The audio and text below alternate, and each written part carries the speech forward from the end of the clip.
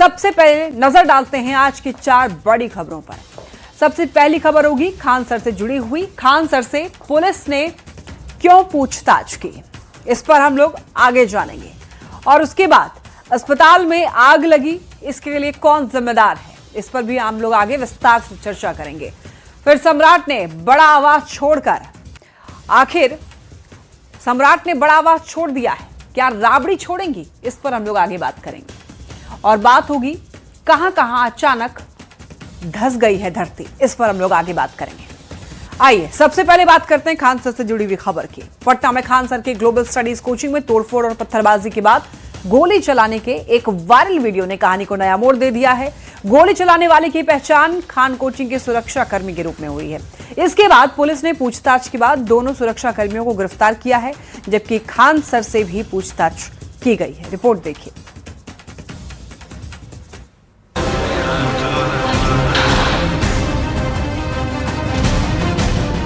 फैसल खान, यही ऑफिशियल नाम है पटना में कोचिंग चलाने वाले खान सर का। फैसल खान नाम को भले ही कम लोग जानते हों, लेकिन खान सर और उनका जीएस ग्लोबल स्टडीज कोचिंग एक ऐसा नाम है जिसे पटना से दिल्ली तक हर कोई जानता है। खान सर के इसी कोचिंग संस्थान में तोड़फोड़ और हमले की तस्वीरें आई। इसके बाद कुछ गिरफ्तारियां हुई। जांच अभी चल ही रही थी कि गुरुवार को सामने आए एक वायरल वीडियो ने कहानी को नया ट्विस्ट दे दिया। वायरल वीडियो में एक शख्स कई राउंड गोली चलाते दिख रहा है। न्यूज 18 इस वायरल वीडियो की पुष्टि नहीं करता, लेकिन लोग बता रहे हैं कि यह कोई और नहीं बल्कि खान ग्लोबल स्टडीज का गार्ड है। ये देखिए, इस वक्त लाइव तस्वीर आपको हम दिखा रहे हैं। 2 सुरक्षा गार्ड जिन्हें पुलिस ने हिरासत में लिया है, उन्हें बाहर निकाला गया है और ये लाइव तस्वीर आप देखिए।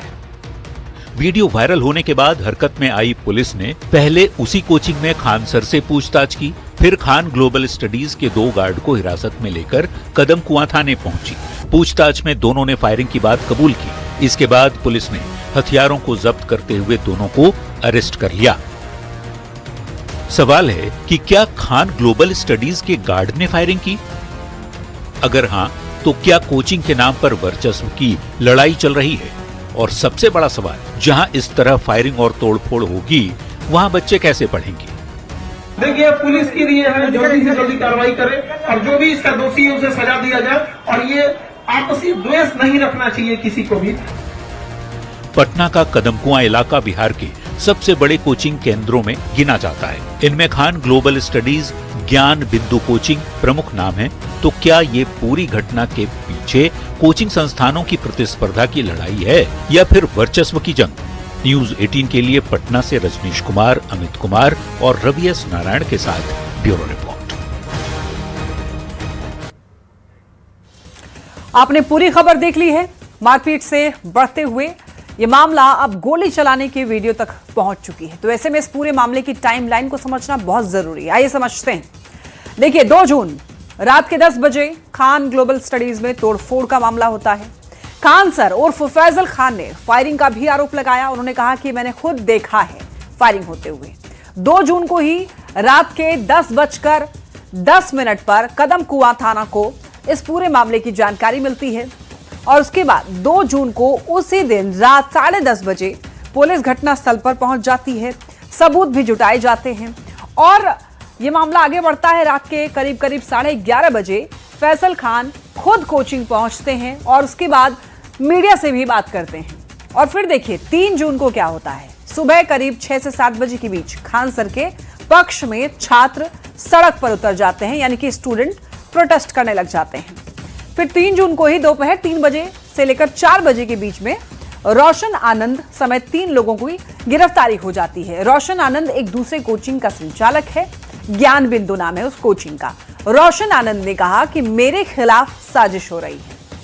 फिर क्या होता है, अब हम लोग आगे बढ़ते हैं और 4 जून की बात करते हैं। दोपहर 1 से 2 बजे के बीच में गार्ड के फायरिंग का वीडियो वायरल होता है और दोनों गार्ड हिरासत में भी लिए जाते हैं। पुलिस दोनों गार्ड को हिरासत में लेकर पूछताछ करने लग जाती है और 4 जून को ही 4 से 5 बजे के करीब फैसल खान उर्फ खान सर से भी पूछताछ होती है और गार्ड ने कबूल किया है कि हाँ, उन्होंने फायरिंग की, गोली चलाई, वो भी खान सर के कहने पर। शाम 5 से 6 बजे के करीब फैजल खान से पूछताछ खत्म हो जाती है। दोनों गार्ड को गिरफ्तार किया जाता है, हथियार जो हैं वो जब्त कर लिए जाते हैं और शाम के 6 से 7 बजे के करीब कदम कुआं इलाके में छात्र प्रदर्शन करने लग जाते हैं। खान सर की गिरफ्तारी की मांग कर रहे हैं और ये वो छात्र हैं जो कि रोशन सर के एक तरीके से कह सकते हैं बच्चे हैं, उनके कोचिंग में पढ़ते हैं, वो अब खान सर की गिरफ्तारी की मांग कर रहे हैं। अब कुछ सवालों के जरिए आप समझिए इस पूरी खबर को।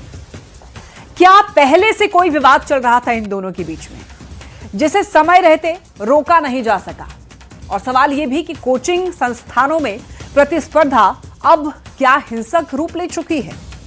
सवाल यह भी सीसीटीवी और सुरक्षा तंत्र होने के बावजूद यह घटना आखिर कैसे हुई? और पटना के कोचिंग हब में आखिर छात्र कितने सुरक्षित हैं? यह बड़ा सवाल है। जहां कोचिंग में जहां आम बच्चे पढ़ने जाते हैं वहां पर फायरिंग हो जाती है, फायरिंग कराई जाती है और जिसके द्वारा फायरिंग कराई गई है उसका नाम भी आउट हो चुका है। छात्रों और शिक्षकों की सुरक्षा की जिम्मेदारी आखिर किसकी है? यह सबसे बड़ा सवाल है। अगर वहां पर वो गोली चली, किसी बच्चे को लग जाती, किसी की जान चली जाती, तो वो जिम्मेदारी कौन लेता? छात्रों के सबसे बड़े शैक्षणिक केंद्र में सुरक्षा के क्या इंतजाम है? यह भी बहुत बड़ा सवाल है। कोचिंग संस्थानों के आसपास सुरक्षा व्यवस्था इतनी कमजोर क्यों है? और ऐसी घटनाएं बिहार की शिक्षा नगरी की छवि को क्या नुकसान नहीं पहुंचा रही? ये बहुत बड़ा सवाल। आइए बढ़ते हैं खबरों में आगे। अब बात करते हैं एक हादसे की। बिहार के मुजफ्फरपुर में एक निजी अस्पताल का आईसीयू मरीजों का कब्रगाह बन गया।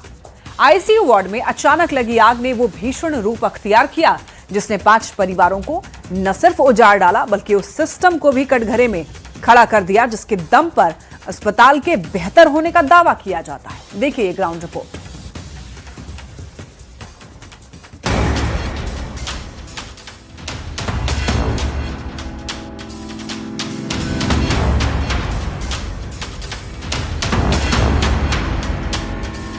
गुरुवार की सुबह जब बिहार के लोग नींद में थे तब मुजफ्फरपुर से एक ऐसी खबर आई जिसने सभी को झकझोर दिया। तड़के करीब 3 बजे शहर के ब्रह्मपुरा इलाके के प्रसाद हॉस्पिटल में अचानक भीषण आग लग गई। अस्पताल की 5वीं मंजिल पर स्थित आईसीयू वार्ड में अचानक आग भड़क उठी। आग की लपटें इतनी तेजी से फैली कि पूरी इमारत में धुएं का गुबार भर गया।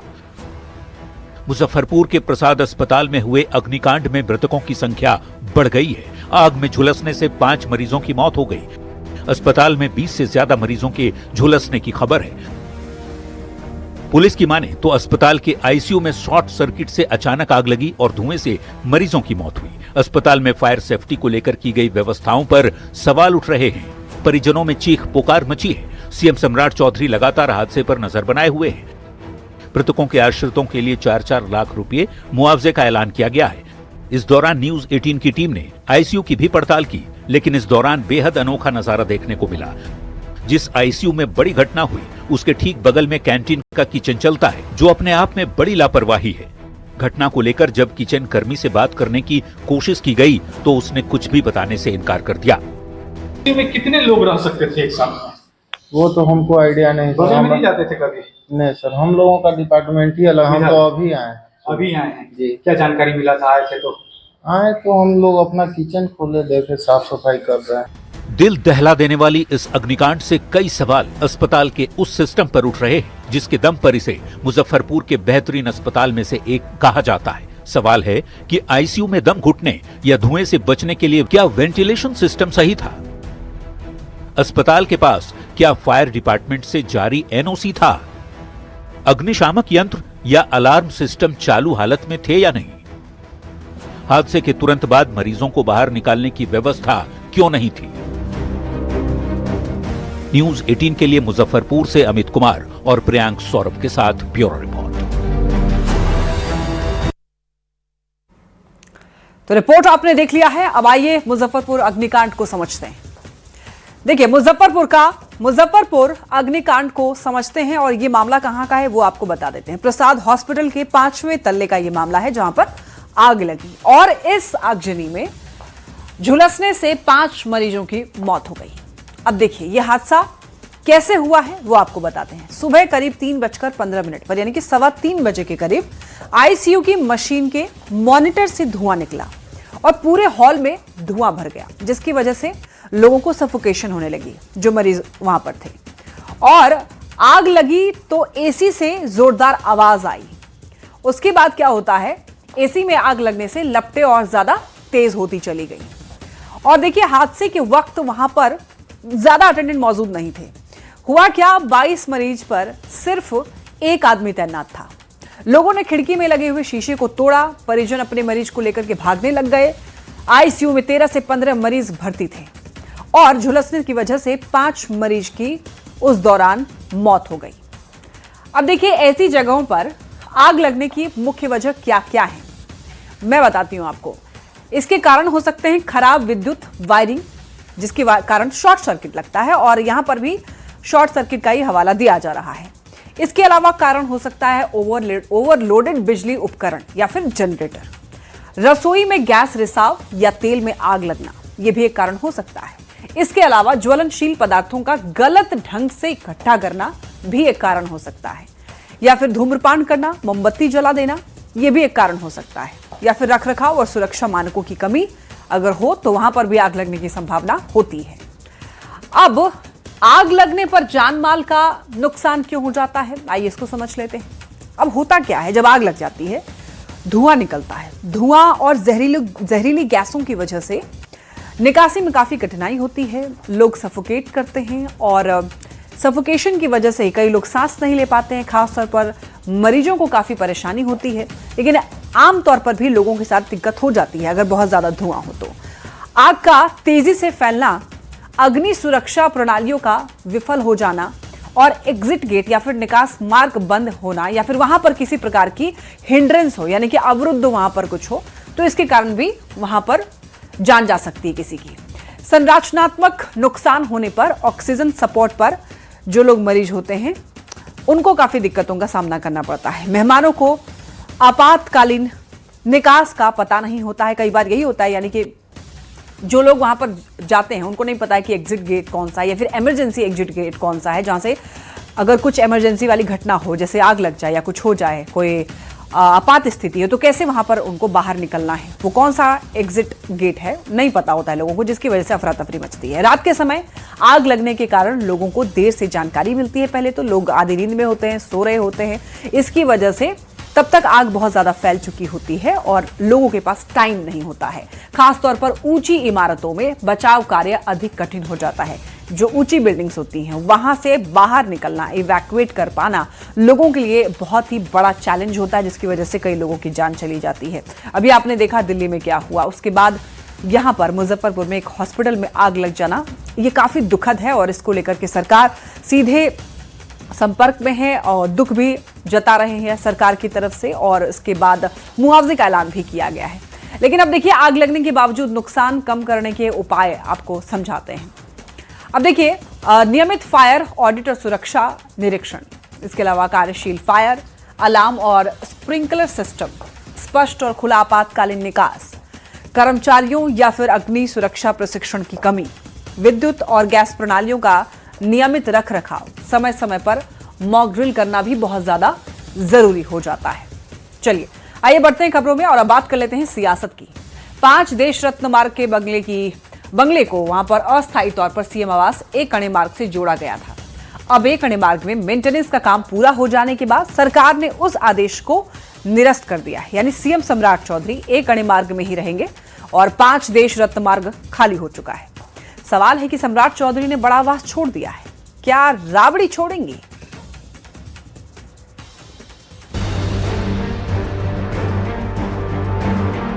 तेजस्वी को, राजद को टारगेट करेंगे तो हम सत्ता में चलाएंगे।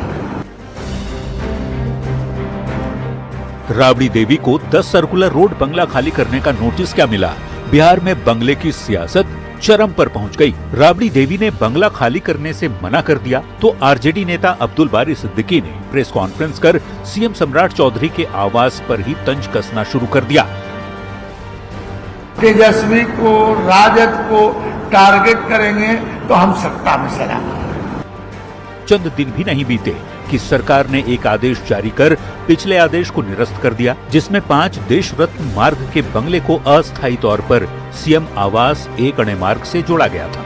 माननीय मुख्यमंत्री आदरणीय सम्राट चौधरी जी ने एक नज़ीर पेश किए हैं कि जो 5 देश रत्न मार्ग और अस्थायी रूप से एक अन्य मार्ग लोक सेवक आवास में शामिल किया गया था, उसको आज उससे अलग कर दिया गया है। यानी ये साफ हो गया कि सीएम सम्राट चौधरी अब लोक सेवक आवास एक अणे मार्ग में ही रहेंगे। सरकार के आदेश के बाद सियासी बयानबाजी तेज हो गई है। इनको लगा कि कहीं ऐसा ना हो कि इस मामले में सरकार की भद पिट जाए। एक अणे मार्ग और 5 देश रत्न मार्ग को लेकर विपक्ष ने बड़ा मुद्दा बनाया था। अब जेडीयू और बीजेपी के नेता पूछ रहे हैं कि सम्राट ने बड़ा बंगला छोड़ा, क्या राबड़ी छोड़ेंगी? दूसरे तरफ राबड़ी देवी जी ने जिस तरीके से मकान को कब्जा करके रखा, ये राष्ट्रीय जनता दल की उस मानसिकता को दर्शाता है जिसने केवल लूट तंत्र को स्थापित किया। पहले जो कांग्रेस के नेता एक अणे मार्ग और 5 देश रत्न मार्ग को लेकर सरकार पर निशाना साध रहे थे, वो अब सरकार के ताजा आदेश के बाद क्या कह रहे हैं, जरा सुनिए। सैकड़ों विमर्श के मुद्दे हैं, ये तमाम मुद्दे छोड़ दिए जाए और बस ये बहस की जाए कि फलना इस आवास में रहेंगे कि उस आवास में रहेंगे। क्या यही बिहार का विमर्श है? शर्म आती है। बंगले वाले विवाद की शुरुआत तब हुई जब सरकार ने राबड़ी देवी को 10 सर्कुलर रोड का बंगला खाली करने और 39 हार्डिंग रोड में शिफ्ट होने का नोटिस दिया। सवाल फिर वही कि सम्राट ने बड़ा बंगला छोड़ा, क्या राबड़ी छोड़ेंगी? न्यूज 18 के लिए पटना से आनंद अमृतराज, रजनीश कुमार और शैलेंद्र के साथ ब्यूरो रिपोर्ट। अब देखिए, सम्राट ने बड़ा आवास छोड़ दिया है, लेकिन सबसे बड़ा सवाल यही, क्या राबड़ी छोड़ेंगी? क्योंकि वो तो अड़ी है। तो चलिए इसी पर हम लोग बात करते हैं, खबर को समझते हैं। सीएम सम्राट का आधिकारिक पता सिर्फ एक अणे मार्ग होगा।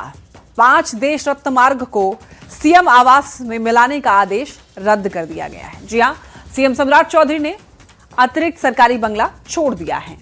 एक अणे मार्ग में मेंटेनेंस का काम पूरा हो जाने के बाद 5 देश रत्न मार्ग खाली। अब देखिए, अब सम्राट ने बड़ा आवास छोड़ा है, राबड़ी क्या छोड़ेंगी? क्योंकि राबड़ी देवी को भी 10 सर्कुलर रोड खाली करने का नोटिस दिया गया। एक नहीं 3 बार नोटिस दिया गया, लेकिन अभी तक खाली नहीं हुआ है 10 सर्कुलर रोड। आवास खाली नहीं करने की धमकी दे चुकी है राबड़ी कि कुछ भी हो जाए मैं खाली नहीं करूंगी। अब देखिए, सरकारी बंगले पर आर पार के हालात आखिर क्यों बने हैं, इस पर एक बार बात कर लेते हैं।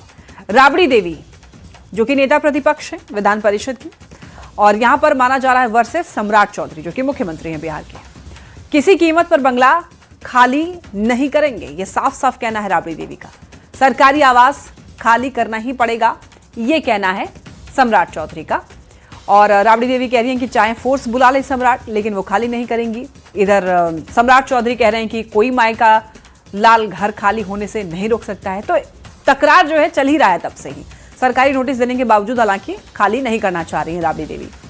अब देखिए, सम्राट ने बड़ा आवास छोड़ दिया है, लेकिन क्या राबड़ी छोड़ेंगी? 15 दिनों की मोहलत मिलने पर भी खाली नहीं कर रही हैं वो। अब सवाल यही है कि राबड़ी देवी बंगला नहीं खाली अगर करती हैं तो क्या सरकार कार्रवाई करेगी, या क्या जबरन 10 सर्कुलर रोड खाली करने की नौबत आ जाएगी? ये एक बहुत बड़ा सवाल है इस पूरे मामले पर, लेकिन देखना होगा कि आगे क्या होता है। चलिए बढ़ते हैं खबरों में आगे। नरेंद्र मोदी के नेतृत्व में केंद्र की बीजेपी सरकार ने अपने 12 साल पूरे कर लिए हैं और इस मौके पर बीजेपी पूरे देश में महाजनसंपर्क अभियान चलाने जा रही है। दूसरी ओर राहुल गांधी कह रहे हैं कि देश में आर्थिक सुनामी आने वाली। रिपोर्ट देखिए।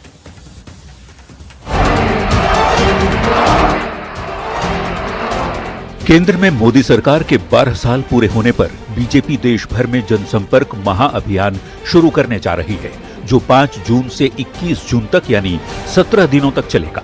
इस अभियान के तहत बीजेपी यूपी उत्तराखंड मिशन 2027 की जमीन भी मजबूत करने की कोशिश करेगी। ये अभियान उत्तर प्रदेश और उत्तराखंड के लिए बेहद खास माना जा रहा है, क्योंकि 2027 में इन राज्यों में विधानसभा चुनाव होने हैं। बीजेपी के इस देशव्यापी महाअभियान को लेकर यूपी के बीजेपी नेता पूरी तरह कमर कस चुके हैं। चूंकि 2027 में उत्तर प्रदेश में विधानसभा का चुनाव होना है, इस अभियान के बाद बीजेपी प्रदेश के गांव-गांव पदयात्राएं और चौपालें आयोजित करेगी, जिससे केंद्र और प्रदेश सरकार की उपलब्धियों को जनता तक पहुंचाया जा सके।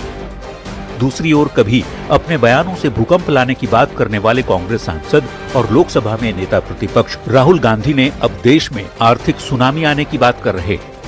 आर्थिक सुनामी आ रही है, भयंकर आर्थिक सुनामी अब आ रही है। उसका कारण है कि हिंदुस्तान का जो प्रोटेक्शन का सिस्टम था, जो इंटरनेशनल इकोनॉमी से एक प्रकार से शॉक अब्जॉर्बर था, उसको बीजेपी ने हटा दिया। राहुल गांधी का दावा है कि देश आर्थिक संकट झेल रहा है। दूसरी ओर बीजेपी नेता राहुल गांधी के ऐसे बयान को कॉमेडी शो बता रहे हैं। Bureau report, news 18।